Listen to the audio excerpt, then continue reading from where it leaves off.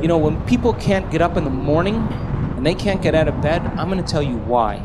Because they can predict the feeling of everything that's going to happen in their life. And their body's resigned to the familiar. It says, oh, another mundane day. But remember when you were a kid and you were going on a field trip? What happened then? You were up and dressed and ready to go before your parents were up. You know why? Because you knew something unexpected was going to happen. That's how we should live our lives. Waking up with the understanding to expect the unexpected, and something unusual should happen in our life as a result of our efforts. And it's just those beginning moments where it begins to happen that we begin to prove to ourselves how powerful we really are. So take time in the morning and the evening and the rest of the day. Check in with yourself at certain times to see if you're still in that energy. And if you're not, excuse yourself for a second, raise your energy, and step back into your life. If you keep doing that over and over again, you'll become less frustrated, less impatient, less judgmental. It'll just become something of the past, and you'll be someone else.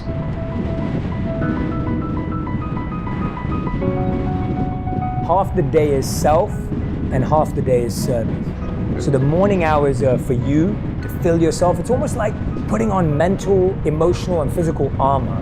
Like that's what a morning routine is. Our days are tiring. Our days are busy. Our days are draining. Well, guess what? If you didn't put your armor on in the morning and you're going out to battle, how many knives are going to cut you? How many swords are going to pierce you? How many wounds are you going to come home with? How many of you come back home feeling wounded?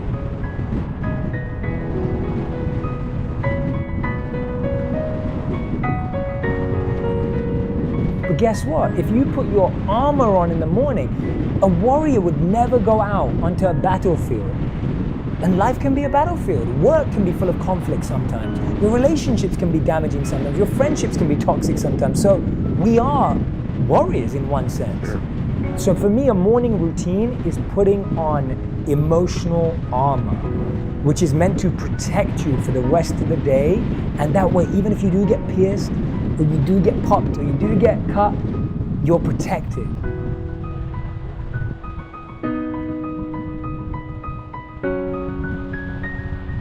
Self-confidence really comes from feeling good about yourself.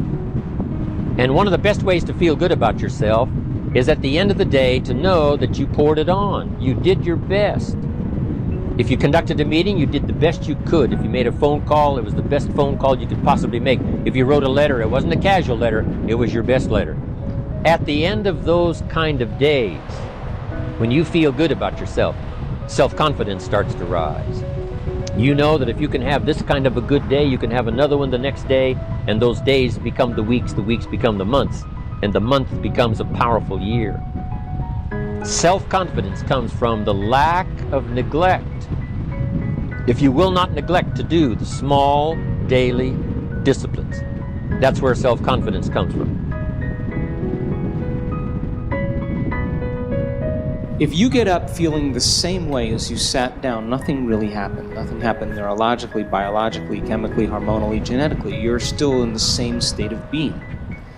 But when you get up and you feel like an elevated sense of self, and your heart is swollen, and you have a clear vision of your future, and your energy's different, the question is, how long can you maintain that state? So you're literally broadcasting a whole new electromagnetic signature in that state. Thoughts tend to be electric and feelings tend to be magnetic. And the way we think and feel is what we broadcast into the field.